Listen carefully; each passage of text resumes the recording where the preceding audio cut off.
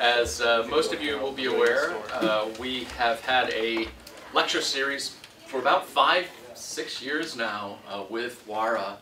Our initial focus was on Islam and Islam in West Africa. We decided to expand that a couple of years ago, so now we talk more broadly about religion as a social force within West Africa. I do want to put a plug in for those of you who, most of you are aware, but if you're not, I do want to mention that WARA is in a little bit of a financial bind right now because of the loss of federal funding.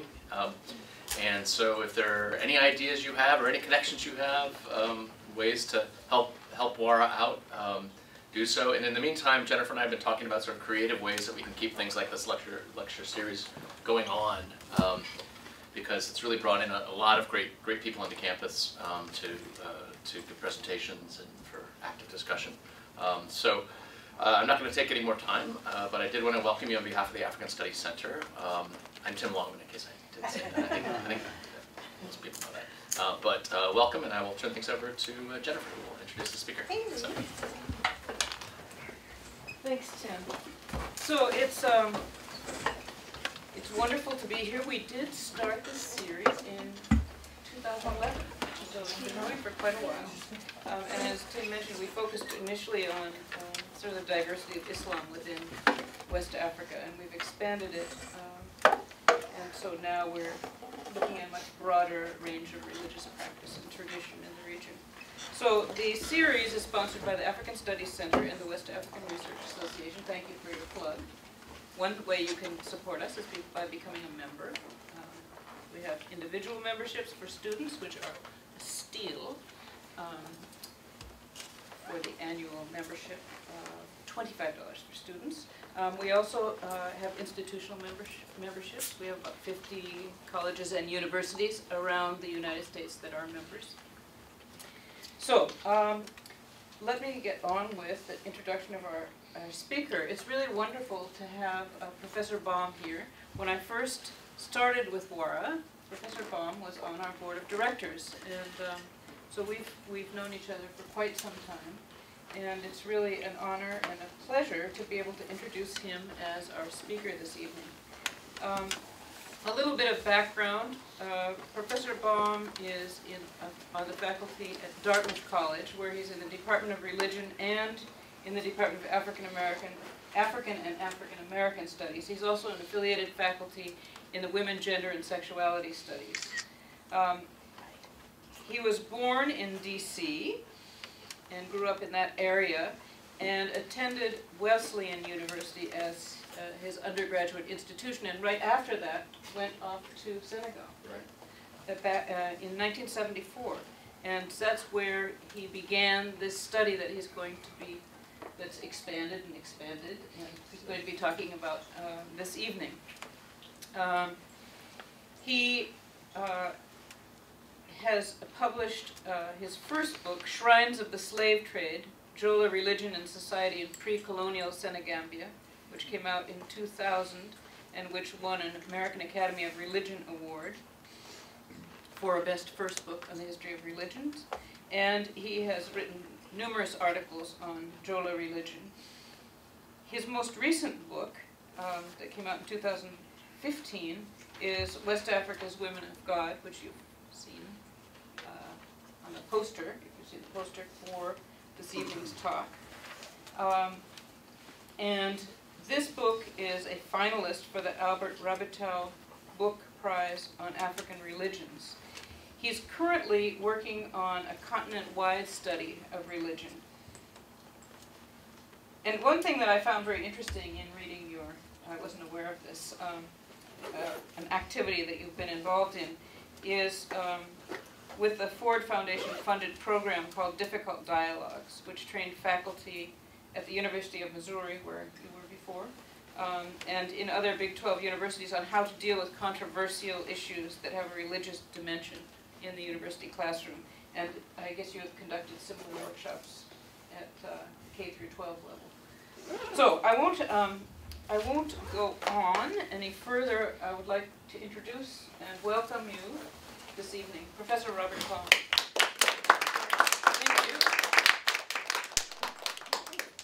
it's a pleasure to be here and to talk about all things JOLA, something that some of you heard me speak on many occasions.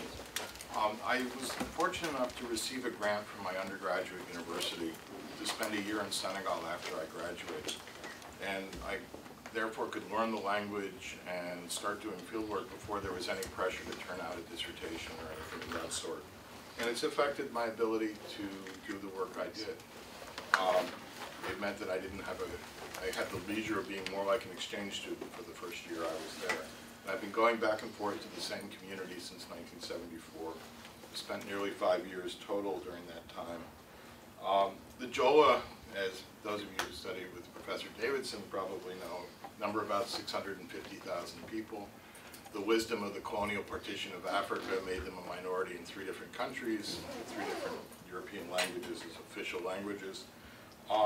They include the largest community of followers of indigenous religions in the Senegambia region. Senegal is overwhelmingly Muslim, has a significant and highly influential Christian minority, but it also has a strong JOLA traditionalist or Awasana community that remains vital, and particularly in the southern JOLA communities in the Department of Wusui, this remains the most important religious tradition. Anthropologists have usually classified the JOLA as acephalous. Is very suspicious of centralized authority, of governing through village councils and assemblies, and with a strong resistance to any kind of centralized rule and concentrations of wealth. One of the words for rich person in JOLA means give me some in the imperative, usanam. And people who hoard wealth are often considered to be witches, in which cases witches seem to have a great deal of political influence in the United States. Now, the JOLA are also generally considered by agronomists to be the best wet rice farmers in all of West Africa. Paul Pellissier and Olga Linares have written detailed studies of that, and so has my colleague Joanna Davidson. And Joanna has pointed out that even when it doesn't rain, it's still important to grow rice. And much of what I'm going to talk about actually involves the connections between JOLA religion and rice cultivation. I'm particularly interested in the innovative qualities of so-called traditional societies, and I think that underlying much of the ability of JOLA religion to adapt to the severe challenges of ecological change, of the slave trade, of colonization and the spiritual crisis of conquest that ensued, of over 500 years of people trying to convert them to either Christianity or Islam, to the problems of economic pressures to migrate, of external taxation, of even things like structural adjustment, have all posed religious questions, and JOLA religion has been successful in many ways in adapting to those types of spiritual challenges. Now, part of the reason for JOLA religion's ability to sustain itself, I think, has to do with the emphasis on prophets, on people who claim direct revelation from the Supreme Being, who are neither Christian nor Muslim, but indigenous. They have experiences of dreams and visions. They hear of voices that they associate with the Supreme Being, and they've been commanded to teach.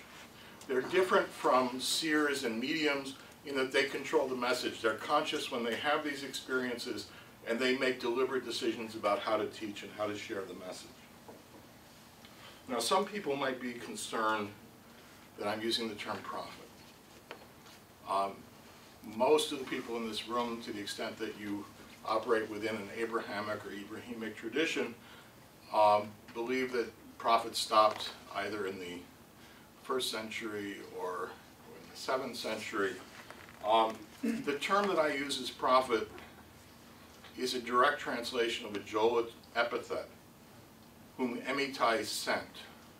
So when you hear about Aline Sitwe, the most important of these prophets, you'll hear Aline Sitwe, Emitai da Boignol, Aline Sitwe, whom Emitai sent. It translates actually very closely to the word messenger of God, or in Arabic, Rasulullah. I would argue that you have a tradition of indigenous JOLA prophets that are comparable to the traditions of the Hebrew prophets, the and other Abrahamic traditions, including that of Islam. That's not something that particularly is widely shared, perhaps, among people in Senegal, where they recognize these religious leaders but see them in much more secular terms. Now, there are people, this also runs counter to the images of African traditional religions. Once outside observers discovered that Africans actually had religion, and people from Herodotus to Hegel wrote with great confidence that Africans did not have religion, even though they never ventured onto the African continent and didn't speak African languages. Hegel wrote in his philosophy of history that Africa is a place without religion or history. And he talked about Africa as having only superstition and sorcery, and that that's not real religion. Once missionaries began to report that, yes, indeed, there were religions, they emphasized the remoteness of the Supreme Being, what was called by historians of religion a deus otiotus, a remote God, who sort of set things in motion but then withdraws, and that most ritual life in Africa is focused on lesser spirits and lesser gods. The reality is, and there's this debate about whether African religions are monotheistic or polytheistic or fetishist or animist, a rather sterile debate that Okat Patek demonstrates is more to do with debates about Christianity in the West than it does about Africa. Actually, the Supreme Being is quite important in most African religions. I would describe African religions as monocentric. That is, in every African religion that I've heard about, there is a Supreme Being who begins the process of creation, who is involved in the creation of life in an ongoing way, and who determines one's fate after death. In many cases, the Supreme Being is also closely associated with rain. In fact, in Jola, the word emitai, which means of the sky, and is the term for the Supreme Being, is also in the word for rain. Emitai elal is something that falls from God. It is part of the divine essence that gives life. And where there's rain, where there's water, there's life. And where there's no rain, there is only death. So the Supreme Being is closely associated with rain. The Supreme Being is a judge of the afterlife, the creator of life at the moment of conception, and also the beginning of the process of the creation of the world. A second issue that people object to when we talk about prophets comes from John Mbidi, who says that in the strict biblical sense of prophets and prophetic movements, there are no prophets in African traditional societies, as far as I know. I attribute this primarily to the lack of a long dimension of the future in African concepts of time. This sounds very plausible until you realize that most African societies have cyclical views of time.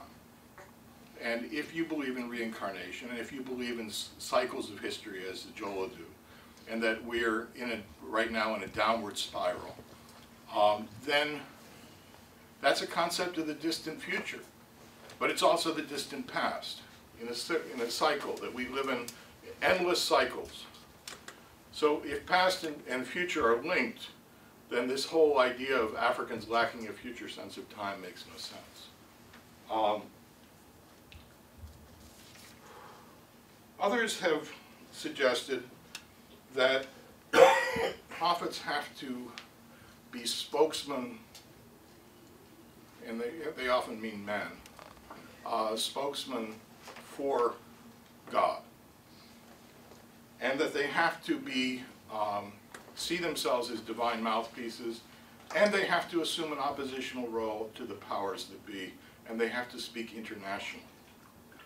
Now, dealing with oral traditions concerning Jola subgroups who are quite independent, and Joanna and I, from talking, realize that people 30 miles away from each other have very different vocabularies and very different attitudes about death and about birth and about songs sung about women, that the incredible diversity of Jola communities suggests that if Jola attract people from across a rice paddy that's international, and they're speaking different languages and different dialects of different languages, the oppositional role is hard to ascertain for oral traditions about the pre-colonial period, because in some ways the oral traditions that we have have been accepted by a majority so that the oppositional role tends to be edited out. So we don't know whether there was strong opposition. We do know, concerning the oral traditions about women prophets, that there doesn't seem to be organized opposition to them on the grounds of gender. That is, we don't find opposition to women prophets arising because they object to the idea of women prophets. There are individual prophets who are not followed on the grounds that they don't have revelation from God, they're just crazy. And there's this one young man who, the whole time I was interviewing him, his mother said, "You shouldn't be interviewing him, he's crazy, he's not a prophet." And I must admit that particular individual I had my doubts about. He believed that God had commanded him to set his head on fire, and he did so. And he's still around, but he doesn't have any followers. So the term that I use to describe prophets are people that emitai sent. And this is an epithet in the Jola language. People who speak French use the term prophet, prophet, to describe these individuals. And there are at least 65 different traditions, some backed up by written sources as well, of people claiming direct revelation from the Supreme Being. Before the colonial conquest, they were all men, and I've recovered 15 traditions of about 15 individuals. There's no documentation about those because they didn't attract the attention of the French. The prophets since the colonial conquest, of which there are over 40, are mostly women, and those who the French became aware of have files. Those who were arrested by the French have extensive files. Others have slight mentions. Some of them worked with the French, some worked against the French. But we have documentary evidence of individuals. There are currently 14 living prophets. I've interviewed a majority of the prophets who are still alive, and they claim direct revelation from the Supreme Being. And the ones who are still alive are going to be the subject of another book, hopefully in the not too distant future. The first of these women prophets begins to speak, and I'm going to focus on the women prophets and also on the whole question of why women prophets, and also bring to you the critiques of agricultural underdevelopment that Aline Sitoé, the most famous of these prophets, developed in opposition to French colonial agricultural policies during the Second World War. Now, the first of the women prophets, we don't know her name.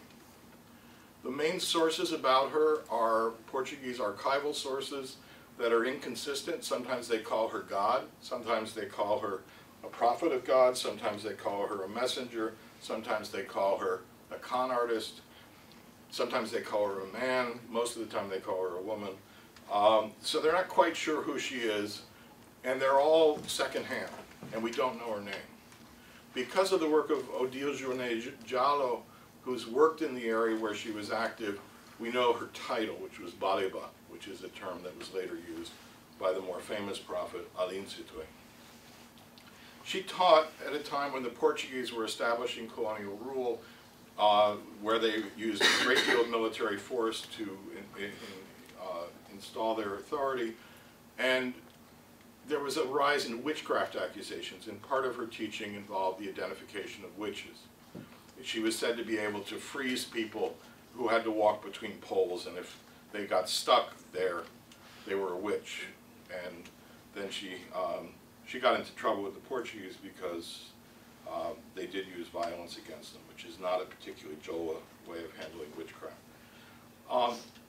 About a decade later, you get 3 women prophets emerging in and around the administrative center of Usui, in what is now the Department of Usui. Shortly after the main priest king, or Ayi of Usui, had been arrested by the French, they accused him of organizing resistance to taxes. And in a way that perhaps was a little bit more direct than the Tea Party, he is said to have defecated in some banana leaves, wrapped them up in a neat package, and presented it to the French and said, "Here's my tax." The French were not amused. Took him, contrary to all sorts of prohibitions, took him to this regional capital in Seju. He had to cross streams, which was in violation of his ritual role. And they kept him in prison. He couldn't eat in front of other people. He couldn't eat food prepared by anyone outside of his immediate household and advisors. And so he starved to death. The French took his body to Paris, where it was on display for many years as a squelette Jola, or Jola skeleton. It's no longer on display, but it's still in the property rooms of the Musée de l'Homme in Paris, and Senegalese are trying to get it back. Shortly after that humiliating and catastrophic event, to give you a sense of it, you can't mention the death of this particular type of priest. You say he was lost. You don't say he died. To give you a sense of that, it's shortly after that that you get these three women prophets who step forward and create shrines for the direct prayer to the Supreme Being. And so you begin to get this ongoing pattern immediately after the colonial conquest of women prophets stepping forward and talking about a new way to pray to the Supreme Being for rain, which was their central focus, but also for the restoration of a moral and social balance to the community and to restore autonomy. In 1918 to 1919, we get the first clear example of a Jola woman prophet assuming an oppositional role. A woman named Alandiso Bassen, who began to have visions of the Supreme Being in 1918 as the influenza epidemic spread. It was a time of military conscription. For the first time, Senegalese men were drafted into the French army to fight the Germans. My own adoptive Jola father was seized to serve in the French army.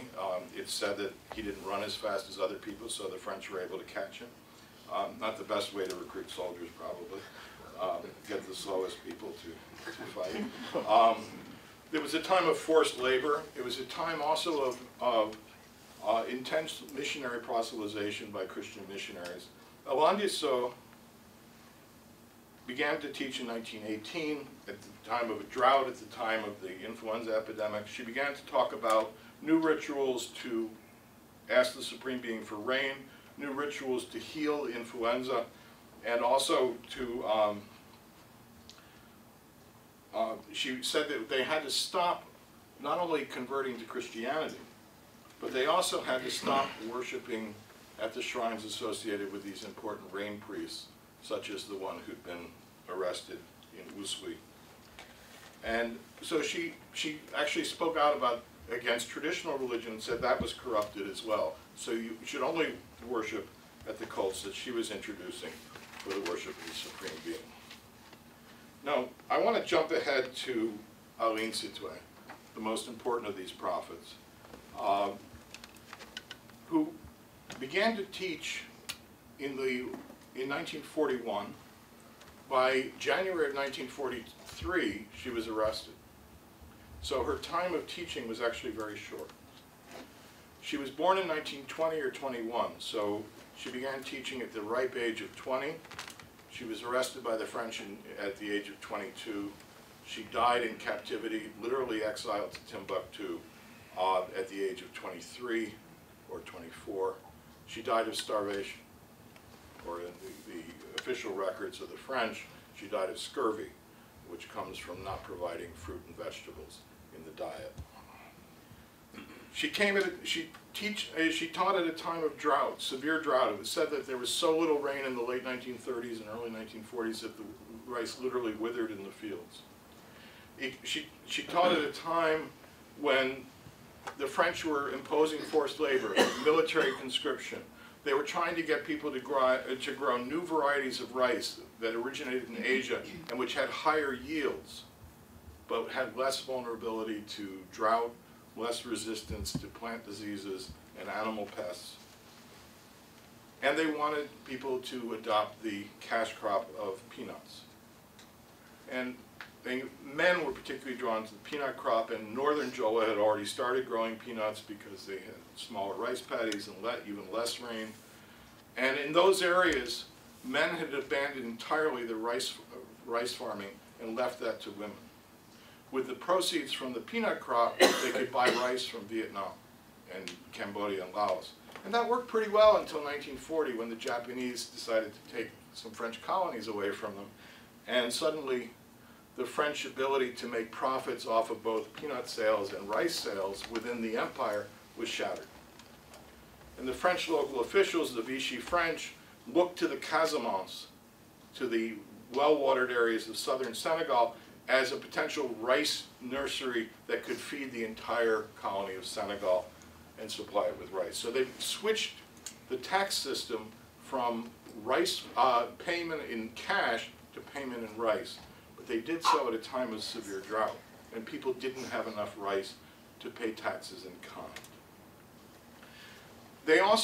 She begins to teach during this time of a shift, a crisis of confidence in the French colonial regime, a feeling of isolation by the Vichy French, a new emphasis on rice farming by the French, where they wanted to confiscate essentially Jola rice crops to feed the country. There was a renewed effort to convert the Jola to Christianity. They appointed a bishop, for the first time a separate bishop for the Casamance, and there were new and vigorous and sustained efforts to convert people to Islam as well. The French also relied on military conscription and forced labor. Some people engaged in rural migrant labor in order to earn enough money to pay taxes. There was also a concern that this community that had been unified, that previously relied on unanimous participation in rain rituals, and unanimous participation in rituals like male circumcision. In Jola traditional areas, female circumcision was absolutely forbidden. In fact, a woman who was cut can never return to the area where I live. She is banished forever because of that. So it's seen as outside of legitimate practice. But there were people encouraged, particularly by Christian missionaries, to abstain from these rituals. So there was no longer a community-wide participation. There were no longer people observing the day of rest in Jola society called Huye, which is every 6th day, which was also a market and ritual day. A day of rest, not for people, but a day of rest for the land. There were people who insisted on farming on that day because they were observing a 7th-day Sabbath on Sundays. All of these things came together. Aline Sitoé saw them as connected. She was this young woman. She'd had a child, so she was, but when she began to teach, she was still unmarried. She was involved as a migrant worker, a domestic servant in Dakar, and she had her first vision in the middle of Sandaga Market. For those of you who've been to Dakar, that's probably an unlikely place for spiritual experiences of any kind, of any denomination, but it's a place where your major concern is not getting run over by a car. Anyway, she heard a voice, and it said to go down to the sea. And the ocean comes very close to the Sandaga Market. She went down to the beach, dug a hole in the sand, and water filled it up the hole. And she heard a voice that said, you're supposed to procure water for your community. And they told her to go home. She resisted, and finally the Supreme Being was said to have threatened her with death unless she went home. She went back to the village of Cabrousse, right on the border between Senegal and Portuguese Guinea. And they initially thought she was crazy. She was running around, she was having fits, and they decided there must be something wrong. And finally, she summoned the elders and said, this is what Amitai has taught me. And she taught that they have to perform a ritual called kasila or kasara.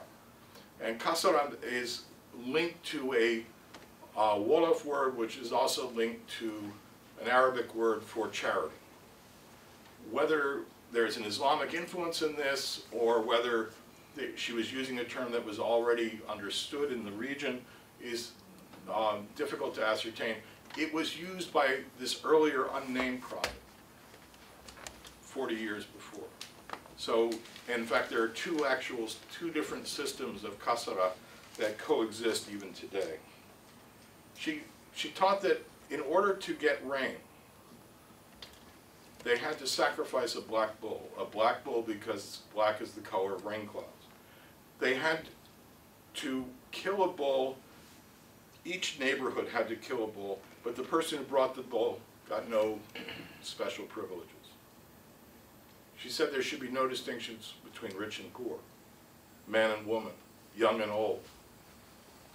Everyone should be treated equally. There should be no esoteric knowledge. There should be no ritual knowledge. It's carefully guarded by elders, as was the custom in Jola society.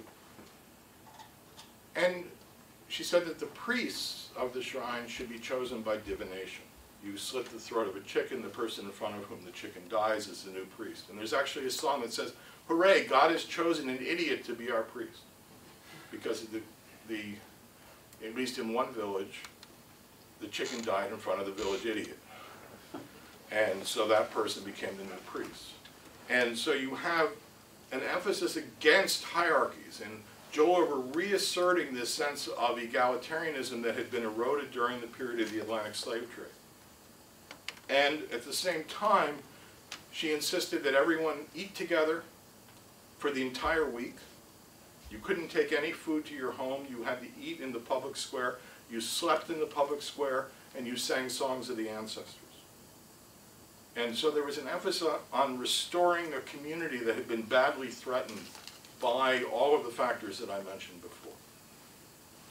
Furthermore, she said, she taught that you could still grow the new rice that the French were trying to introduce, but you have to grow this species of rice that is native to West Africa, what is called Oryza glaberrima, which has a thicker husk and is more disease and pest resistant, but is also hardy. She said you can grow these new varieties, but the only rice you can use for ritual is the traditional rice, because that's what God gave us.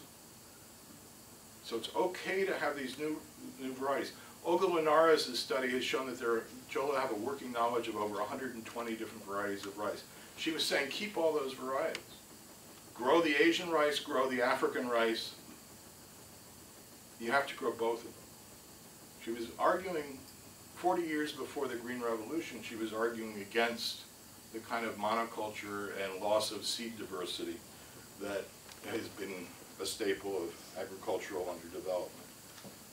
She also forbade the growing of peanuts. And this got her into a lot of trouble with the French, who were trying to find a cash crop to sell on the open market. She argued that God had created Jola people to grow rice. And growing peanuts was disrupting a family mode of production in which men and women together farmed the fields. And there was a gender division of labor. Men did the heavy plowing, women followed behind and planted the seed. Women did the transplanting, men maintained the irrigation systems. There was a gendered balance of labor. And that was being abandoned by people being lured into growing peanuts, for which they were paid peanuts. And she saw this fostering economic dependence. It also led to a doubling of women's work without women getting any greater access to the cash economy. She also saw it as leading to the cutting down of forest areas, which is where you would grow the peanuts. And that led to a loss of straw for thatched roofs. It led to a loss of medicines, of wild fruit, of wild game that could supplement the fish staple of the rice and fish diet of the Jola. So she saw all sorts of negative consequences of the spread of peanuts. She was particularly concerned about the deteriorating status of women in those areas that had embraced peanut cultivation. So she forbade the use of the growing of peanuts. And I think it's very important to see that religious teachers have something to say about agriculture and about underdevelopment. And it's very important that we bring this to the attention of people working in development, that there's a lot of religious knowledge that is about agriculture. And a lot of these religious leaders, particularly in small, decentralized societies, a lot of those religious leaders spent their formative years working in rice paddies or working in peanut fields. They're farmers first, and prophets or priests later. She also said that Christians and Muslims could remain Christian or Muslim, but they also had to remember they were Jola. And she developed an idea of civil religion, much like the Japanese, that said there's something to being Jola in which you have to observe Huye, you have to observe this day of rest. You have to do the community-wide offerings to God. And then you can also pray in churches or mosques, but you have to remember that Jola as communities also stand in relationship to God. She also answered their claims to a monopoly of divine revelation as an example of someone who personally received revelation. So she was trying to emphasize the importance of the Jola community in a unified state, unified economically, spiritually, and socially. Now, since her death in Timbuktu of starvation, something that the French kept secret for 40 years, her legacy has been contested. The leaders of the secessionist movement have argued that she's a Joan of Arc. The secessionist movement was headed by a Catholic priest, and he hailed her as a Joan of Arc of Jola nationalism. The Senegalese government celebrated her as a national heroine of resistance to French colonialism. Neither one wanted to talk about her role as a prophet. They even describe her as a fetish priest or an animist priest or a priest of the ancestors, which wasn't true. None of those attributes are accurate. She also inspired 3 immediate successors, one of whom was Alain Dissot, who had been arrested by the French in 1919, exiled to a leper colony, and then re-emerged as soon as Aline Sitoé was arrested, and 2 other women prophets during that time. So this whole, she starts an ongoing tradition. In 1969, a young woman played the role of Aline Sitoé in a play financed by the French Cultural Office in Dakar until they saw the play and withdrew the funding because they didn't like the way the French officials were portrayed. 20 years later, in 1989, she began to have visions of Amitai. And she now, with the support of her Catholic catechist husband, is a prophet as well. The most famous of the living prophets right now had promised her mother that she wouldn't teach, that she didn't want to be called crazy. Her Catholic high school teacher husband took her first to medical missionaries, said they couldn't do anything. Took her to the psychological hospital in Kenya, which uses African traditional forms of psychotherapy. They couldn't help her. Finally took her to a Muslim.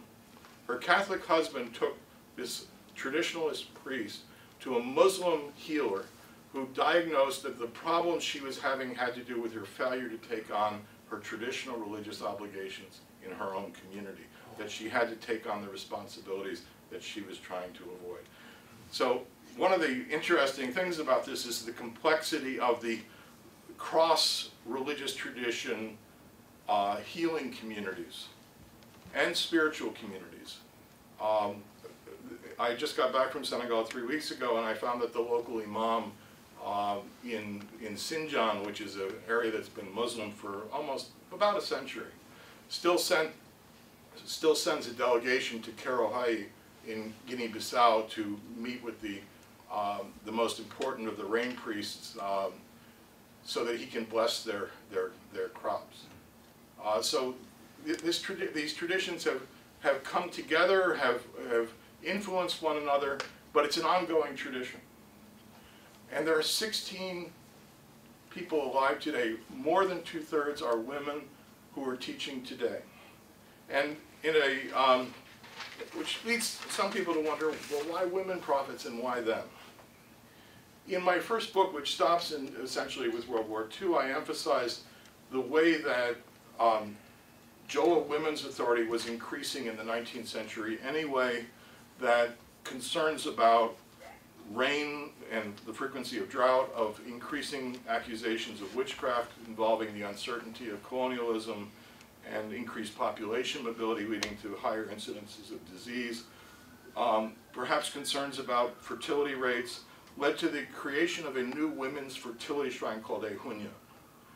And this shrine not only worked to ensure women's fertility and rainfall, and could also be used to fight witchcraft, it also policed the behavior of men. So that men who physically or verbally or emotionally abuse women are seized with an illness sent by the Ehunya shrine, and Ehunya is a reference to menstruation. Ehunya can seize men who abuse women, physically, emotionally, verbally, with an illness that gives them a distended stomach that resembles pregnancy. And they have to confess what they did in order to be healed by the community of women. So women's authority in the 19th century was dramatically increasing, and they were gaining authority over men, building from a base in healing shrines, which had been a very important role for women before that. But I also think that the conquest itself created a space for women's initiative by undermining the authority of war priests, of shrines associated with the conduct of war, of the ability of men to successfully repel Portuguese, French, and British colonial presence, so that there was a new opportunity for women. But then the way that women and men were integrated into a colonial system was very different. That the French in particular, well, the French, Portuguese, and British all did this. They all imposed systems of local administration that relied exclusively on men. Women had exercised important leadership roles in Jola communities, certainly in the 19th century. These were not recognized by the French, even to the point where they would deliver agricultural assistance involving new forms of seed and fertilizer, areas that women controlled historically among the Jola. They would deliver those to men. Jola women prepare their own fertilizer. They trade back and forth the different varieties of seed. But the French couldn't imagine women in a role of agricultural leaders and decision makers, so they delivered new technologies of rice seed and fertilizer to men. So women were marginalized from the economic initiatives of the colonial regime and the political appointments of the local administration.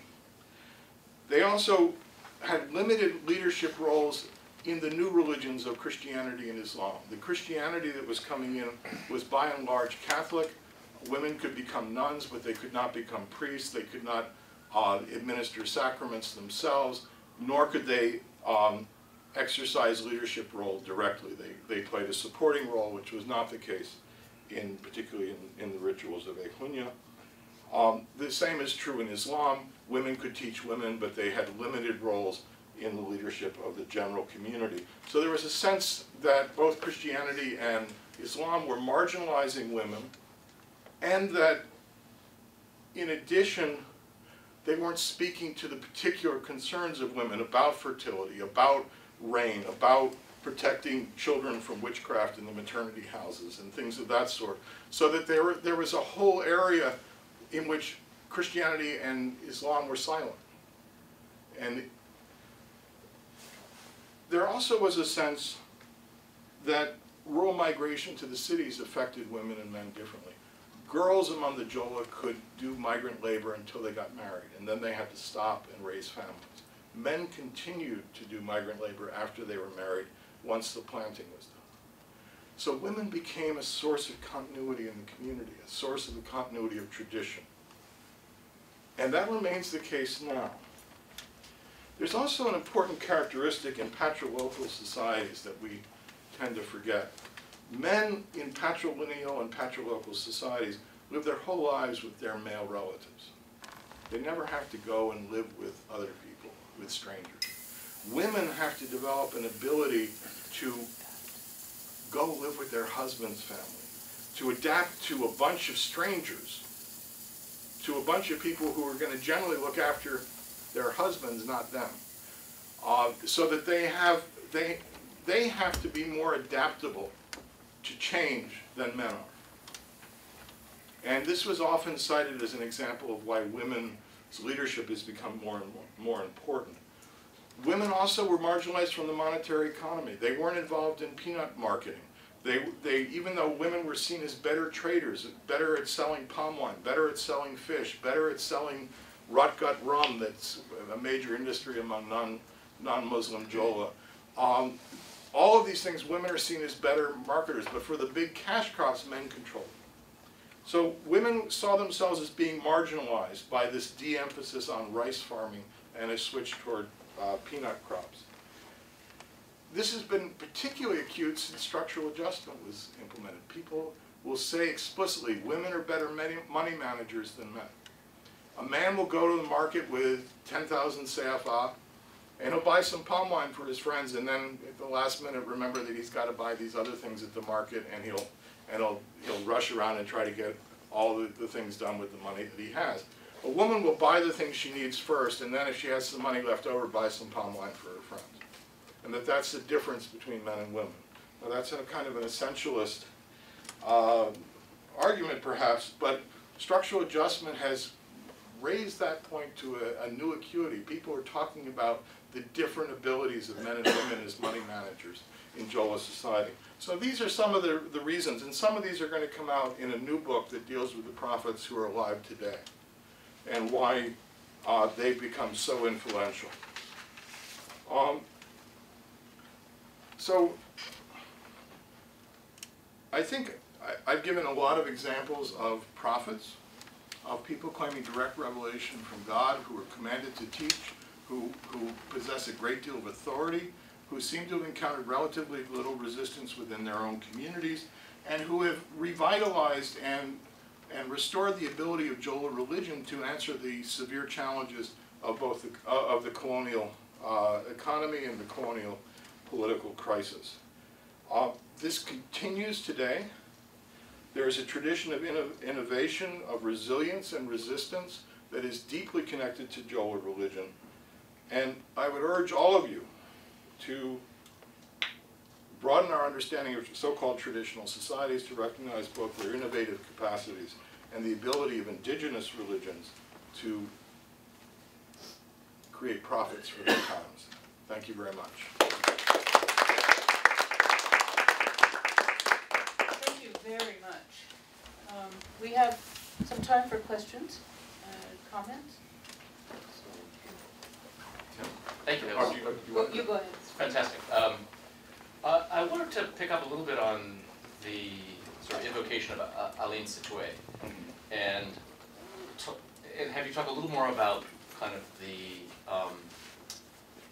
the uses to which the Senegalese put the religion more broadly. I took a Fulbright group there this summer focusing on religion in Senegal, and we went to, our guide took us to his village, which is right on the border with Guinea-Bissau. And he said, we're going to go to a village that is where they're really only traditional religion. Which village is it? I don't remember what it's called. I could find out. But he said, it's really only traditional religion. It's on the coast. Yeah, it's on the coast. And as we went in, of course, there was a church as we're entering the village. And I sort of said, oh yeah, that's there, but people, that's not really what the town is about. And I thought it was this kind of interesting thing, because the Senegalese do want to portray themselves as being really religiously tolerant, and how they're, even though it's mostly Muslim, they're very tolerant of the Christians, and they also, they all are very tolerant of the indigenous religions, and I wonder about how true that really is, and whether I'm just sort of curious about the narrative and the uses to which the religion is actually used, because one thing that did strike us as we were talking with people was the degree to which both sides were invoking both Aline Sitoué and more broadly sort of Jola religion, and both claiming to represent it more effectively within the conflict. And you've got, I think there's is it the stadium or something at Cheikh Diop that's named after Aline Sitoué? Yeah. So And the so ferry. yeah, the ferry is Aline Sitoué, exactly, yeah. And a women's dormitory at the University of Cheikh Diop. Yeah, and so I'm just I'm sort of curious about this invocation of someone who's I think people want, if you really push them on it, they would treat most of that religion as being something backward that they don't, that only people who aren't educated and whatever. Anyway, I don't know where my question is there, but well, there are a couple of things. One is about Aline Sitoué herself, and the other is about the position of traditional religion in Senegal. About Aline Sitoué, l'Abbé Djemakhoune, who died fairly recently and was the leader of the secessionist movement, regularly invoked. He wrote a pamphlet about her in which he called her Joan of Arc of Senegal, which was not original to him. It was actually used by a French administrator, I think, who met her in '43. The first of the non-Vichy administrators to go, Hubert Deschamps. But he was claiming her as a nationalist figure for Jola politics, and barely mentioned her relationship to Amitai or anything of that sort. The MFDC has had strong support in all three religious communities among the Jola: Muslim, Christian, and traditionalists. And one of the leaders of one of the military commanders was Mamadou Nkrumah. Zabi Jamakun was the overall political figure, the equivalent of Jerry Adams, maybe, not a military guy. And there have been Christian and traditionalists involved. The traditionalists actually see her as a religious figure helping to inspire this. And if you talk to traditionalists who are not very visible in the leadership, they will talk about Aline Sitoé as being supportive of this movement. There's no evidence that she ever advocated military resistance to the French or to any other European power. When she was tried under the native law code, the Indigena, her defense was that she was just doing what God had commanded her to, and she actually counseled nonviolence at the time of her arrest after the French commander struck her and knocked her to the ground. And she urged people not to fight back. The Senegalese government, under Abdou Diouf, in an effort to restore legitimacy to the government in the southern region, finally sent an expeditionary force to, a group of inquiry to Mali to find out what happened. It was always in the archives. It was just archives that were closed. And they opened those archives, and I was able to see those documents 4 years later. But they claimed to have found the grave of Aline Sitoé. Whether they did or not, I don't know. But the conditions in which she was held were horrible. She was imprisoned with a bunch of homilists of Muslim groups that the French were suspicious of. She was the only woman in the entire internment camp. And according to some, she had a relationship with one of the men she met, and she died while some would say she died while pregnant. That part was not released. But it was very difficult. So there's been efforts by the secessionist movement to claim her as a kind of patron saint. The Senegalese government has wanted to reclaim her, and part of the reason Abdou Diouf sent this mission there with very credible people, Saliou Mbaye, the head of the Archives Nationales, and Fulgence Sagna, a major Jola / Bainunk researcher, was to give credibility to the government. He actually went to meet with the widower of Aline Sitoé, who'd never been told that his wife had died in 1944. In 1978, when I interviewed him, he didn't know. In 1983, he finally finds out that his wife died in 1944, and Abdou Diouf visited with him in an effort to get credibility. Around that time, a play comes out written by a northern Senegalese who has no particular connection to the Jola and doesn't speak Jola. A guy named Marouba Fall wrote a play that celebrates Aline Sitoé as a nationalist figure fighting on behalf of all of Senegal, a heroic heroine of the Senegalese people, and talks about her having a fetish, having an object, a sacred object that she worshipped, rather than anything about God. He's not trying to belittle her, but he's at the same time not willing to describe her as a prophet, and how much he knew about her religious teachings, I don't know. But he's making her into a heroic figure, and there's for the nation. So the debate has been between a national heroine versus a Jola heroine, and neither of them want to talk about her as a religious figure. And the religious figure is more a subcurrent at the village level, and the continuing influence of her shrines.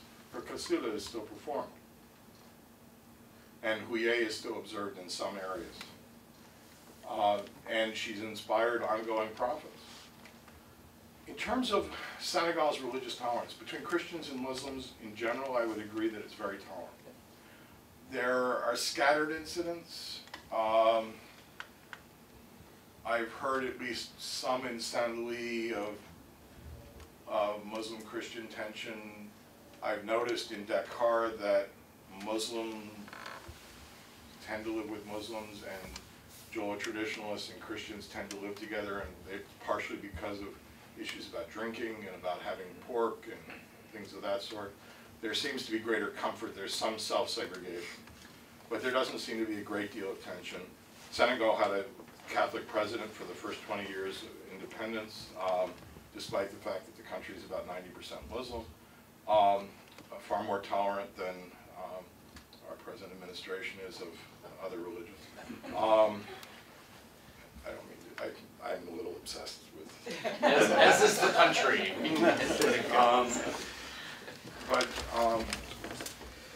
So Senegal, in some ways, is very tolerant. Both groups discriminate to some extent against traditionalists. Someone whose name is Jabun Jeju, which is my Jola name, has less of a chance of getting a job than Robert Jeju or Mohammed Jeju. That there are stereotypes about Jola traditionalists that are a little bit like some of the stereotypes that I live in Vermont now, the stereotypes of Quebecois, or in Maryland where I grew up, stereotypes of West Virginians. They're seen as hardworking, kind of superstitious, and a little backward. And I mean, these are stereotypes, and Jola are seen that way until there's a crisis. And people from the north will send people down with and buy 10 liters of palm wine and a chicken and go find out why they can't get a job in Dakar. And they may be Wolof, they may be Serer, they may be Tukulor, and they may be living in Paris. I've run into people in Paris who came back for healing. Mass in the morning, the healer at night. So in crises, people who have no connection to Jola shrines at all come. So Jola are seen as very powerful, non-Jola. They're seen as very powerful healers and also very powerful witches, which is of course the flip side of that. But there is discrimination, and one of the things that fueled the secessionist movement at a popular level was a sense of disdain for traditionalists, and the single, I think, most important catalyst for the secessionist movement was when they nationalized land. I was in my village when they announced what they called Domaine National, the national land that henceforth no land title is absolute at all. All land belongs to the government. And someone got up and said, the person who announced it did it in French, the person who responded did it in Jola, and the interpreter refused to interpret it in order to do, because he said, we are not monkeys, we are not pigs, we are people like you, and we have our own land law. When he was finally translated, he ordered the man arrested, he was beaten up, and then released the next day because he hadn't done anything illegal. But there's a spirit shrine involved with all land disputes.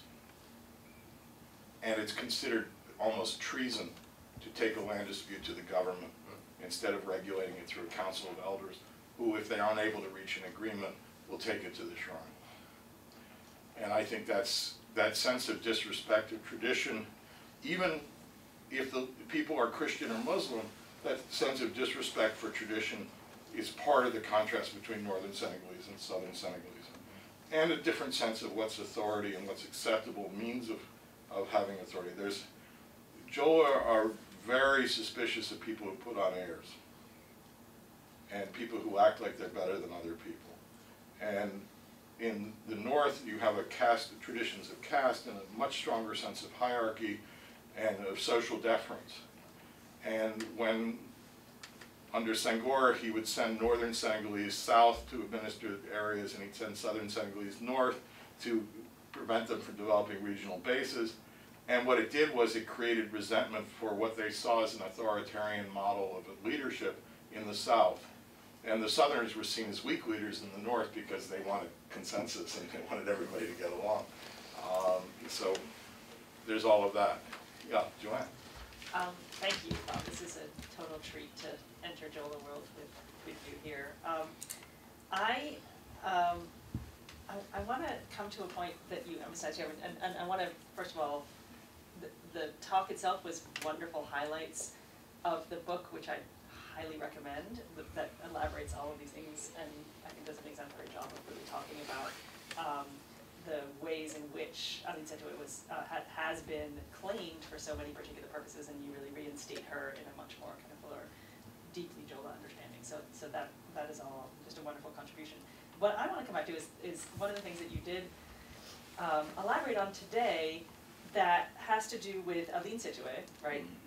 This 20-year-old, not schooled, clearly very smart, savvy, disabled young woman who then puts together this incredibly complex analysis, right, of colonial cash cropping policy, degradation of environmental practices, shifts in gendered relations, all of the things that you mentioned, right, and then develops not only the critique of that, but the response to it. And what I wondered in the book and also in the presentation today is a bit of a, not a slippage, a kind of not yet full commitment on your part of what it means that she saw this. So I kind of want to know, like, does Baum believe that Aline Setoé got this on her own terms? Like, she was able to develop this critique, given who she was and what she was able to see, or was she really the mouthpiece for Amitai? What do you think? Like, how do you understand it? And it's, of course, it's about Aline Setoé, but it's about how do we really understand profits? And what do you think that's really, what do you think's really going on there? You've already done more than enough job of explaining how Jola received it, how others received it, how we can understand it there, but what do you think?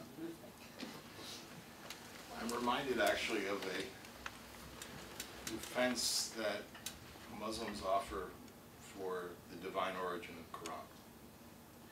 That Muhammad, the Prophet Muhammad, could not read or write, yet he produced the greatest masterpiece of Arabic literature ever conceived.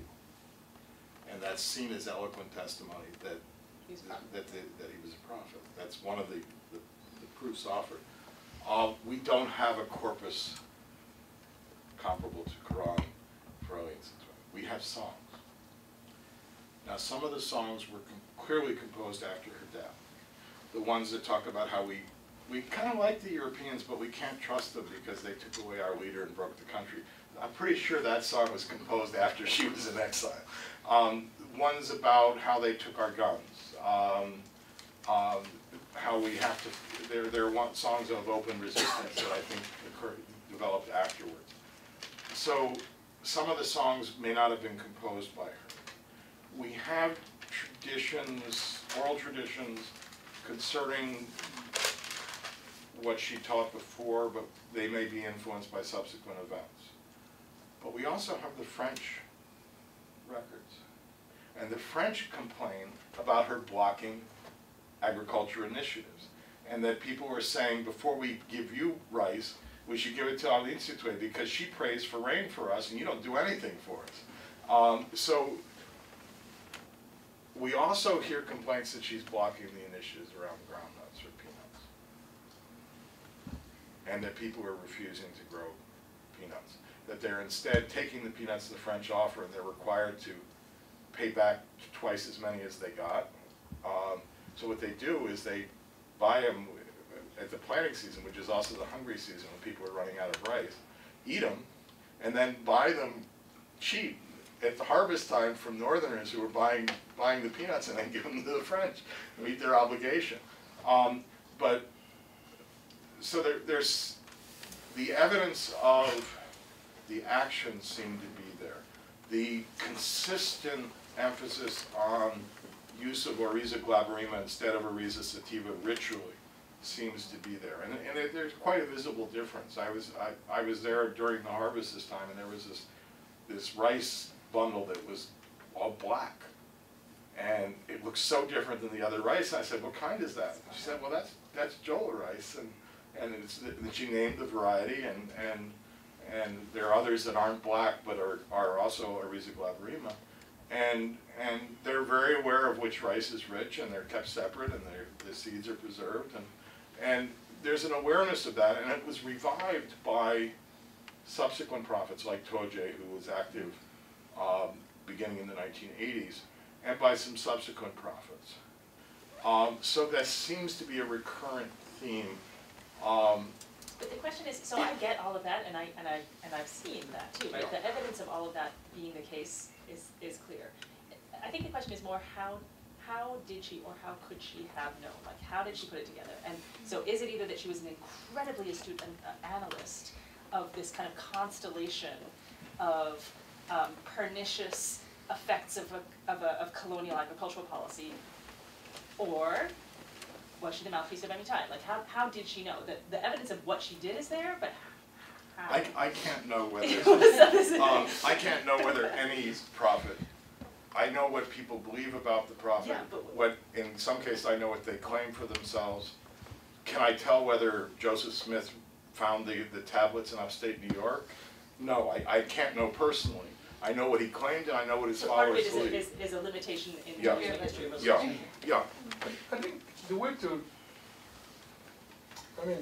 understand the question and understand your response, but that question assumes that people in the local area don't have the intellectual power to arrive at that kind of analysis.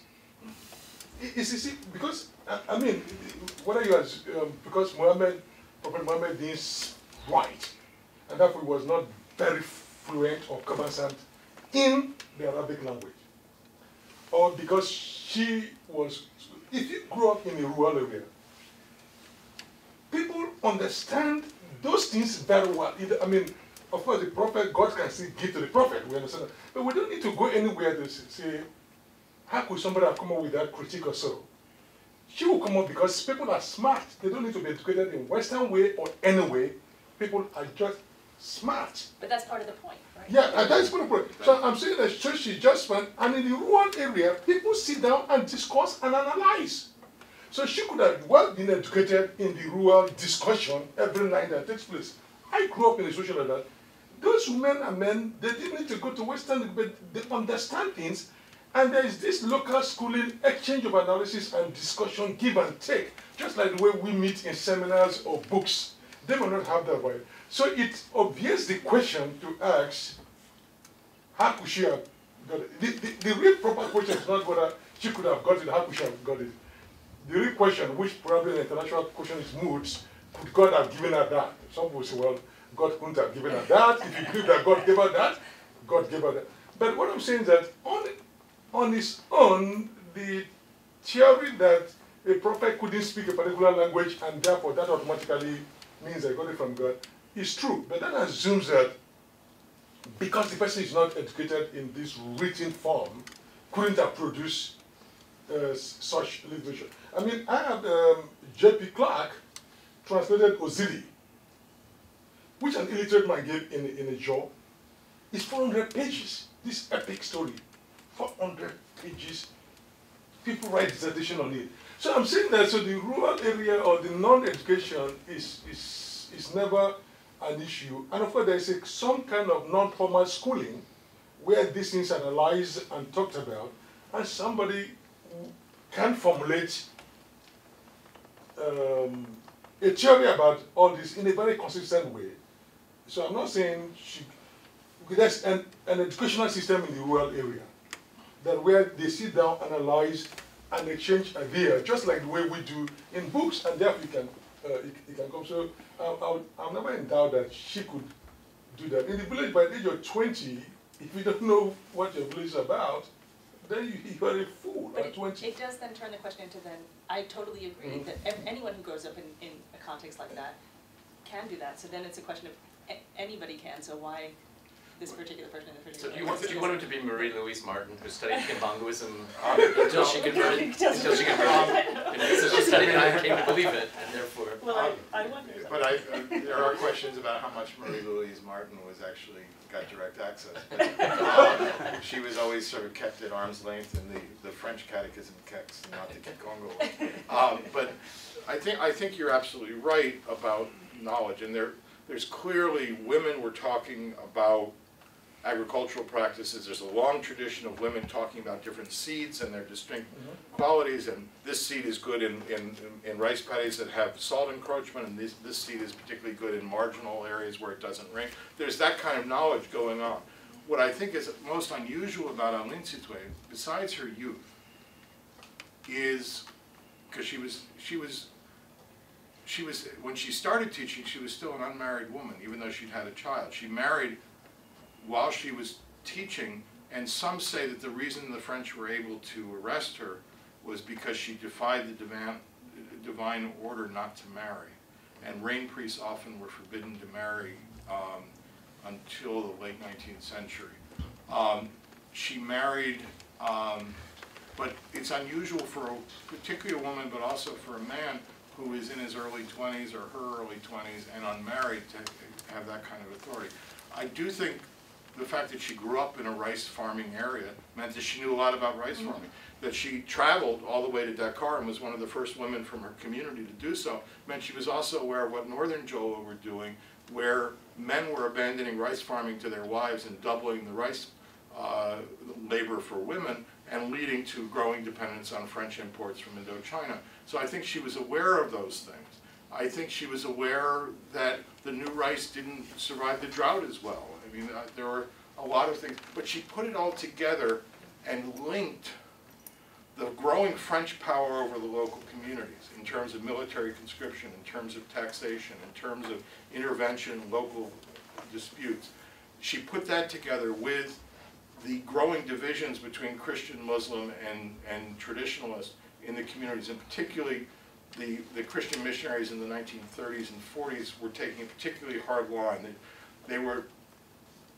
These were Holy Ghost fathers who were an order that were founded by a guy who in the 1830s was writing about how you have to separate what's European from what's Christian, and you should be black in black communities. And they ended up supporting Pétain, and they were anti-Dreyfus, and they abandoned the whole progressive tradition and ended up in the extreme right of French politics. And they took a hard line against traditional religion, something that's really changed lately, and led to a much greater cooperation.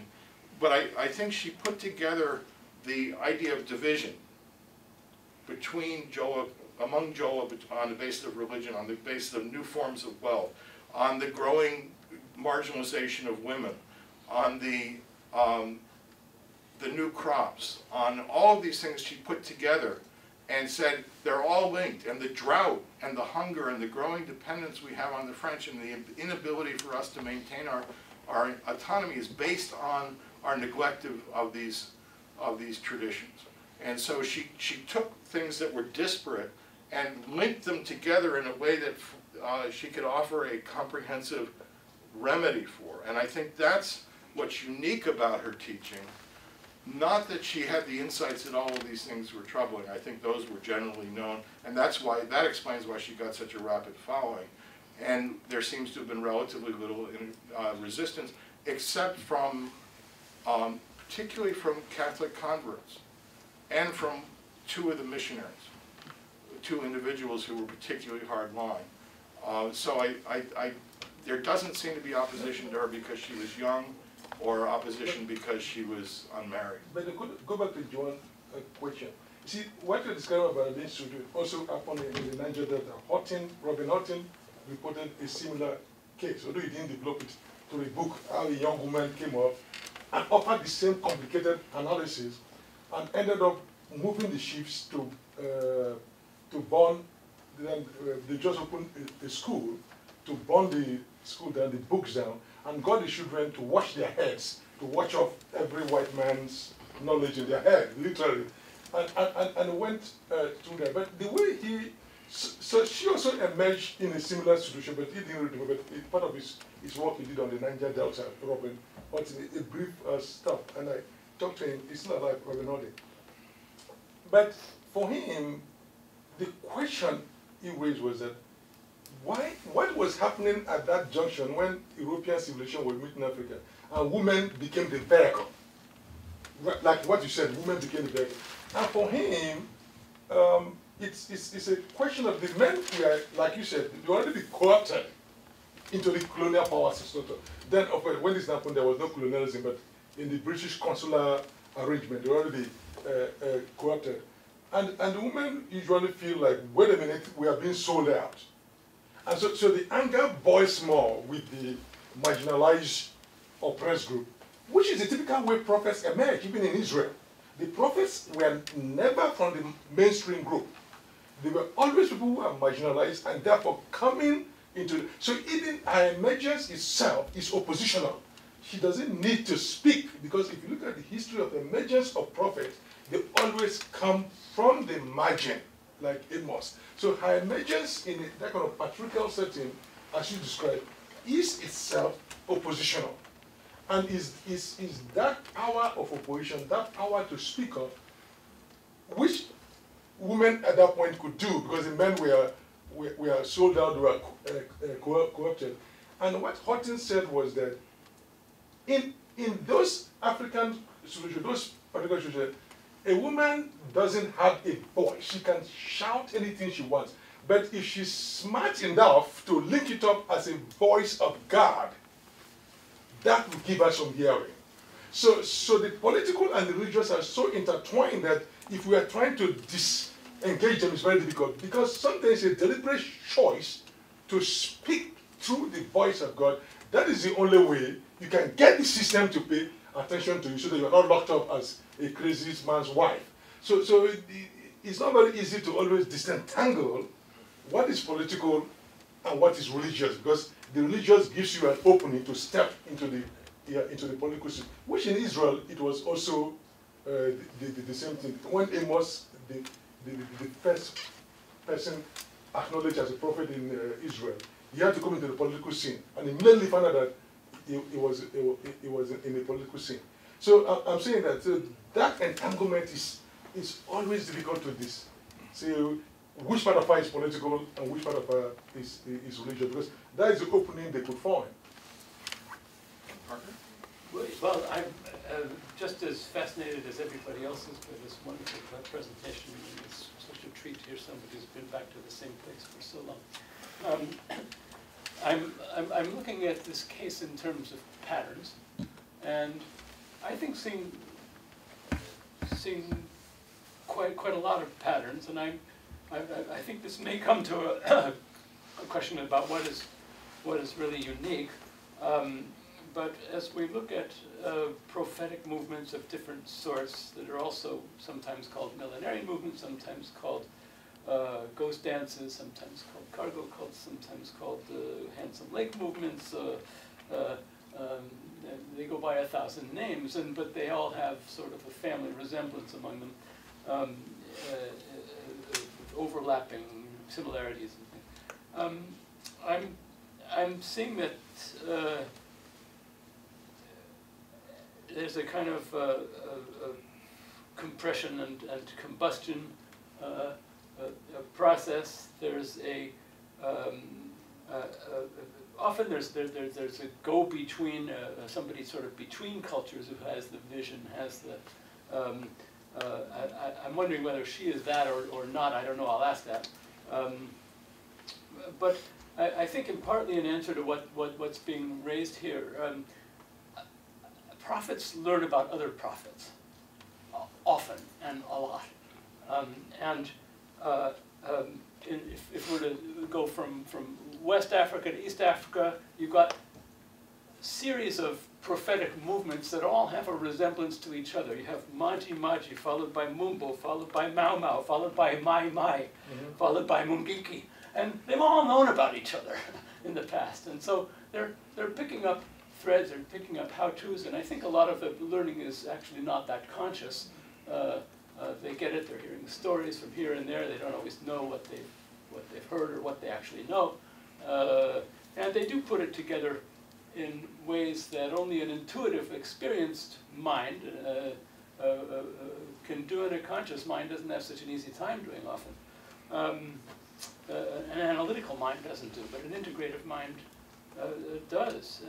I think another question is, typically they seem to be individuals who have the revelations or the visions, or they hear the voices, or think they. There was a wonderful line in a Marcel Pagnol movie where Monsieur le Curé is walking down the street with Monsieur l'Instituteur and a third person, and Monsieur le Curé is saying about Joan of Arc, elle entendit une voix. She's speaking passé simple. Elle entendit une voix. She heard a voice. Or rather, the Instituteur was saying, elle crut entendre une voix. She thought she heard a voice, and Monsieur le Curé says, elle entendit une voix. She didn't think she heard a voice, she heard a voice. But typically the one who hears a voice, or gets known for hearing the voice, is an individual. It's not a club, it's not a committee, it's not a category, it's an individual. And how come that, I guess, would be part of my question. And why does that seem to be the pattern pretty much wherever we look around the world? It's, there's a lot in that question. I think Aline Sitoé, and I can't prove this because I didn't know enough about it, was influenced by that other prophetic tradition that starts with that unnamed prophet just across the border in Guinea-Bissau. That Aline Sitoé used that same title, Baliba. And we don't know the name of this woman. She probably knew about Sheikh Ahmadou Bamba. She may have known about Sheikh Ahmadou Bamba. Well, she probably did know about Sheikh Ahmadou Bamba. But Sheikh Ahmadou Bamba is so different that I don't see an influence. Sheikh Ahmadou Bamba emphasized the idea of worshiping of God through hard work and of service to the religious teachers and seeking a blessing from God through Ahmadou Bamba and his followers. I don't think that was particularly important. I think ideas about Islamic ideas of charity, I think certainly filtered in the idea that you share meat, that there's no distinctions based on rank, or I think could very well be an area of synchronicity between Islam and Jola religion. But I do think she was influenced by this unnamed prophet, who after all worked in the area just south, within a day's walk of where she was active. We don't know exactly where this earliest prophet was active, but I suspect it was in the area between Breda and Sao Domingo. Well, we know it was in that area because that's where Jola are in Guinea-Bissau. But we don't know specifically what village, but it's close enough that she could walk in a day. And we do know that, thanks to the work of Paul Jeju, a sociologist from the community known as Yutu, that this alternative kasara that was introduced by the first woman prophet still exists in Yutu and Efo. And his aunt is one of the priestesses of that. So you have two different prophetic traditions, two lineages of these Kasida shrines. So I think, yes, she was aware of that. I think the idea, a lot of people have wanted to say it's Christian influence. I think the Christian idea of God and being connected so closely to rain is different. I don't think the Christian missionaries were talking about the importance of women prophets. So certainly the gendered idea would not be explained by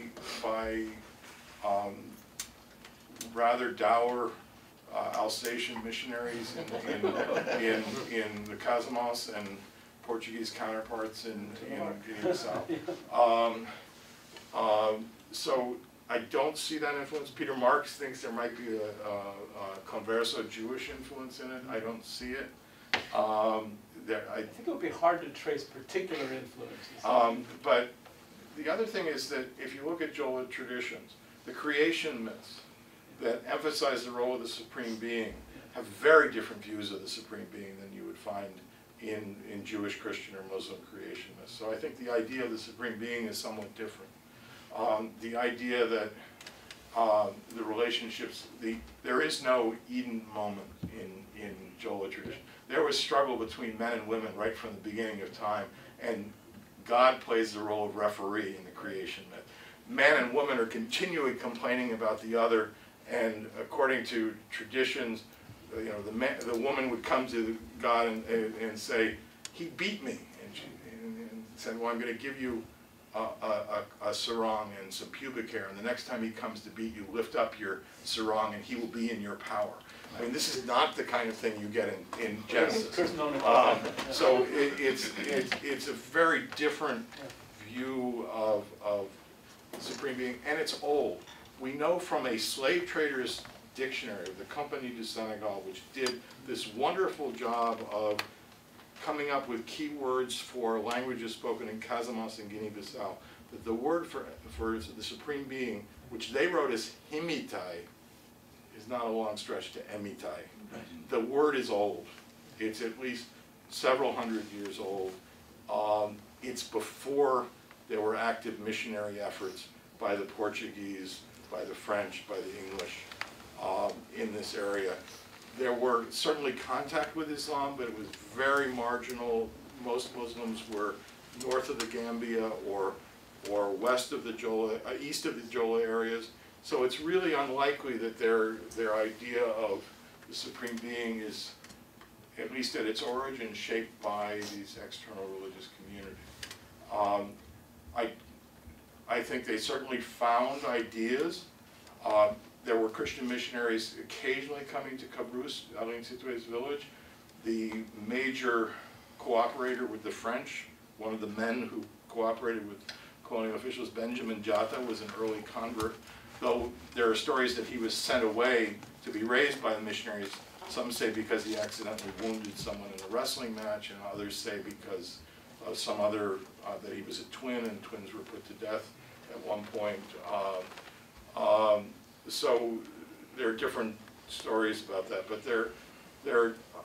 I think there was an awareness of other Jola prophets and neighboring peoples, the Manjako and Mankanya of Guinea-Bissau and now southern Senegal, credit the Jola for introducing to them the cult of the Supreme Being. But the Africa-wide cult of the Supreme Being. That they didn't particularly pay much attention to the Supreme Being before the influence of Baliba, the first woman prophet. And this has been suggested by a couple of anthropologists, Eve Crowley and Eric Gable, have both written about this role, particularly in Manjako culture. I think we have one more comment. How about two? Two, okay, but the response needs to be fairly quick because we need to wrap up. It's a comment and also a follow-up to the gentleman's. When he gave the Judeo-Christian characteristics of prophets, oppositional, hearing from God, there is one thing in my mind that was left out, and probably that would respond to the question he was asking about, at the end of the day, why should one individual be the choosing vessel, right? How did one person come to hear it? It's usually not a group thing, right? Now, so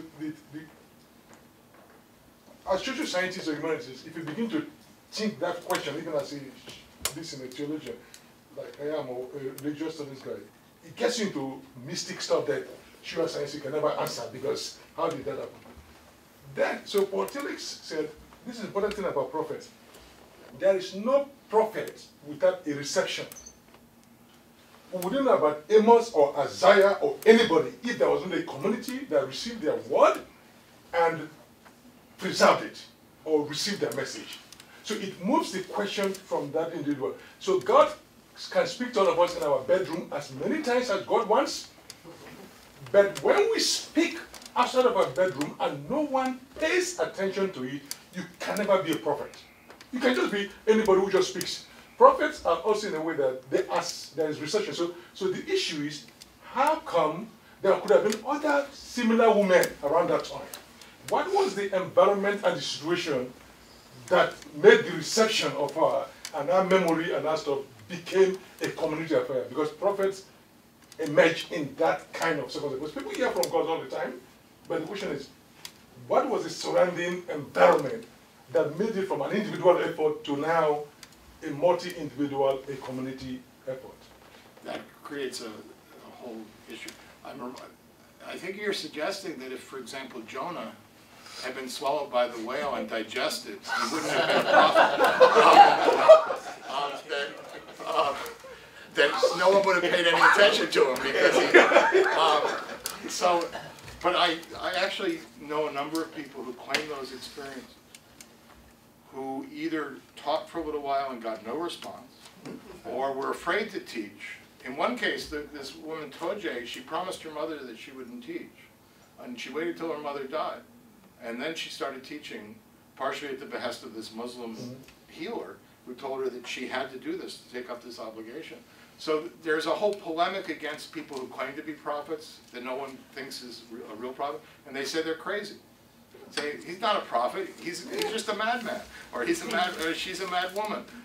So there is a polemic, but some people follow, there are prophets that some people follow and others don't, and there are some that are seen as con artists. So I'm reluctant to say just the reception. Then you get into this whole thing about message as well. I mean, if you have a particularly resonant message, some people have a message that you don't want to hear. Yeah, but so it still brings it back to a social issue. Why did one message resonate? Because people always hear from God in every religion. It's always one. How come one particular messenger and his word? Because if you are not preserved as a voice of the community, then the community listens to you. You're just one individual speaking. But however, when you are received, then you become a prophet of that religion. But we also don't want to But often they have disciples and of course, we don't want to get into the danger that Weber boxes himself into, where charismatic authority is what determines it. And how do we know that it's charismatic authority? Because people follow him, and people follow him because they have charismatic authority. So you get into this circular thing, which we don't want to get into either. It's tricky, and sometimes the message has particular resonance. There were lots of other messiahs at the time of Jesus, but only one caught on. Yeah. And apparently Pontius Pilate executed hundreds of people for claiming to be Messiah. And so why one? Magus, of course. Pardon? And Simon Magus. Yes, yes. And Apollonius of Tyana. So there's this whole problem. Anyway, you had a question as well. So. Yeah, let's, you promised that we would. Oh yeah, well, I was going to follow up upon that original comment as well. I guess one of the problems is both the political and the religious spheres, although they intersect often, they deal with two fundamentally different aspects of experience. And subsuming one completely into the other generally creates inaccuracies. And as far as why do certain why is it common for individuals to receive mystical revelations and messages? I guess generally in order to make that sort of contact or to have those sort of messages and visions revealed, isolation is generally a prerequisite for that, and a long period of contemplation and detachment. I mean, that's a commonality in different cultures. The wilderness or But I also wanted to ask, given that Western culture has this covert other religious narrative that had been created over the centuries, particularly with Gnosticism and Hermeticism, I'm wondering how accurate it would be to compare the idea of the supreme being within Jola or other traditional religious belief with Gnostic and Hermetic ideas of a supreme being or reality behind different world religions. It's a problem. I mean, they're translating religious terms from one language to another is always problematic, and we're dealing with approximations. There are certainly attributes of the Supreme Being in Jola that are different from attributes of the Supreme Being to some Christians, but not to other Christians. I mean, probably everyone in this room who believes in a Supreme Being has a slightly different view of the Supreme Being. And even if you go down the street to Marsh Chapel, on a given Sunday, you go down a pew and you'll probably find a half dozen views of what the Supreme Being is all about. So the idea of homogeneity is problematic. I do know that when Christian missionaries came into these areas and they asked, what is your word for God, assuming that the translation was done properly, there was always a response. Now, Oko Detek tells a humorous story about the Acholi. When they came there, the interpreter mistranslated and used the word, instead of saying who created you, he said, the interpreter used a word that implied who molded you, in the sense it deformed you. And people paused and said, well, that must be the hunchback spirit, Rubanga. And then that was translated back, and the missionary said, well, that's our God. And people were saying, well, we try to keep that spirit as far away from us as possible. Maybe the Europeans know something that we don't know. But they got very few converts for about 20 years until they found out the error of their way. And it was based on a mistranslation. But the first catechism in Jola, even before there was a catechism, the first syllabary in Jola has the word hemitai for God. They use an Arabic word for angel, amaraka. They use a Jola word for the Son of God. They use an odd translation